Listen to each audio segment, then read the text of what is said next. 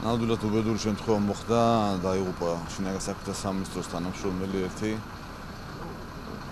და უსამძირო მის ოჯახს. მოხდა წყლის აუზის გასკდომა და ამის შემდეგ მოყვა კედლის გრევა, რამაც გამოიწვია ეს წოდებული სინკარის ჩამოვარდნა და ისვენებდა ჩვენ თანამშრომელი, რომელსაც დაეცა ზედ და მოყვა სიკვდილიანობა. მე მინდა ხაზი გავუსვა, რომ გავცელდა ინფორმაციები, რომ თითქოს თავდასხმა მოხდა სპეცდანიშნულების ბაზაზე, მოხდა აფეთქება, რა თქმა უნდა, სისრული არანაირი თავდასხმა არ მოხდა რა, არანაირი აფეთქება არ მოხდა რა, უბრალოდ მოხდა ესე ვთქვათ, ორთქლის დაგროვება, ცხელი ორთქლის, რამაც გამოიწვია ამ აუზის გასკდომა და კედლის გრევა.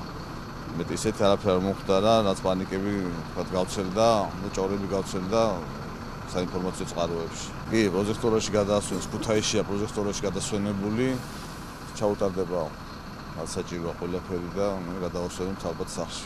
არ არის ჩამონგრეული მთლიანად.